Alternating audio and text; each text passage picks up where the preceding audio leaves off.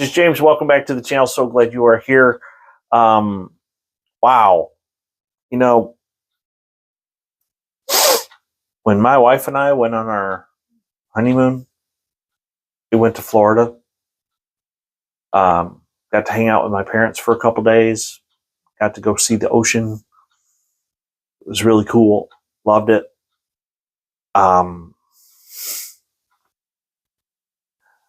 I wasn't given $100,000 by anybody to go anywhere. But apparently, allegedly, Daystar. And here's the funny thing. Joni Lamb makes this 36-minute video saying that she did not get money for this trip, for this honeymoon, with her and Doug Weiss, as they go off to a luxury resort in San Jose del Cabo, Mexico.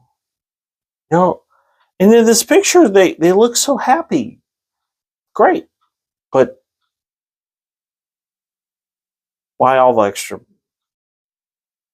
The report says she used $100,000 of Daystar's money to pay for her 2023 honeymoon. Here's her response.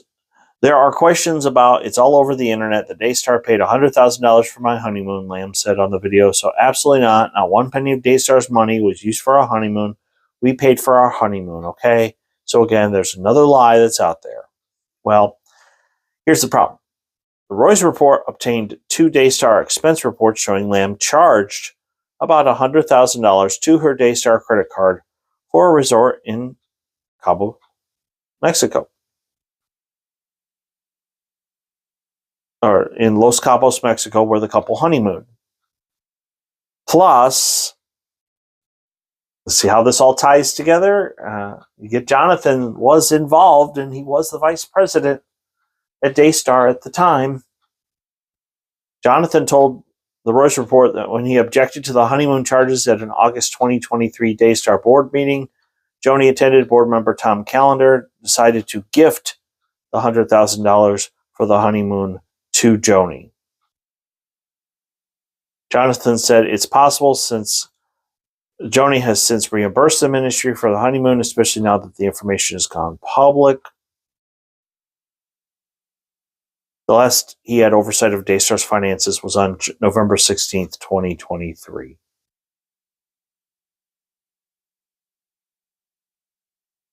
I have no doubt in my mind that Joni's already reimbursed Daystar for it. She's already covered her tracks. But that's not the point. The point is the heart. Where's your heart, Joni?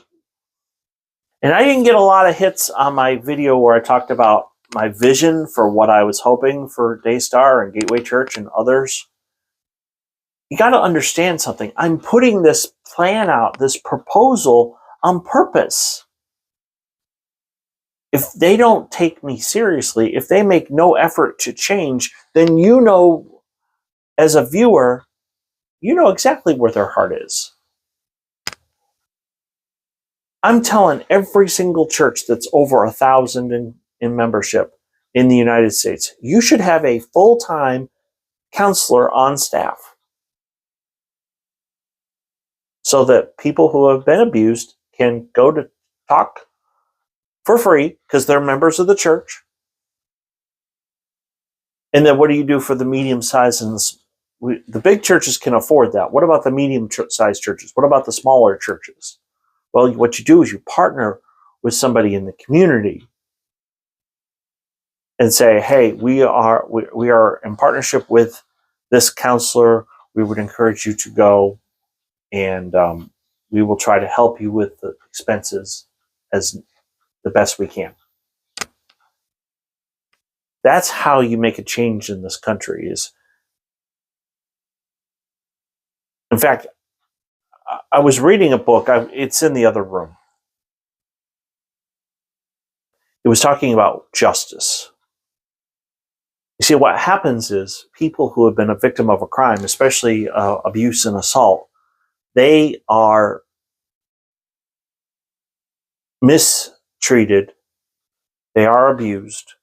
And then what happens is that there's this effort to silence them because the perpetrator doesn't want the victim to talk. And so what's happened is their voice has been taken away from them. And justice is about empowering them, number one, to heal emotionally, but number two, to speak up.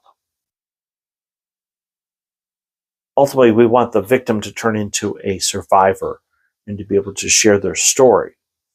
That's justice.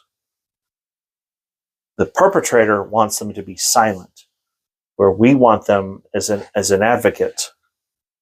We want them to be able to speak up and to be bold in their proclamation that I am not something or someone to be just used and discarded like a handkerchief. So when I made that video about my vision, my long-term vision for these places, it's to show you if they're really sincere about wanting to change, if they're really sincere about wanting to do the right thing, then they'll incorporate what I said into action. Daystar, I don't know. I encourage them to have content on their channel for someone like me to come on there and be an advocate for victims of abuse and assault. But we'll see what happens. I need to write another letter to Gateway Church. I need to write a letter to Daystar and say, this is what I think you should do. See how they respond. So anyway, if you are new, please hit like and subscribe. I do want to thank you for being here. Thank you for watching. The goal is to eliminate all forms of abuse and assault. That's what our goal is. So if you have other ideas, other ways to do it, how we can convince people in power to make good decisions for their people. Because if you are a leader, you should care about your people.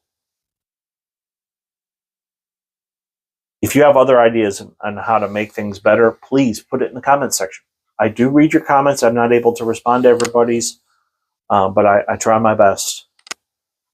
So, but I can't thank you enough. This channel has blossomed and grown, and it's all because of you. And all I can say is thank you. Please share with others. The only reason I want any kind of platform is so that I can champion the cause of those who have been abused, assaulted, kind of like CM Punk. I am the voice of the voiceless. Actually, you know what I'd rather be? I'd rather be the one that gives them their voice back.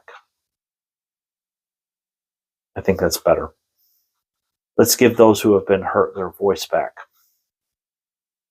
I like that.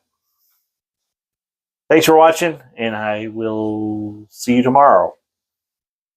I do know that I've got, when I get back from my conference, I'm going to watch the Gateway service. We'll see what happens. Until then, have a great day.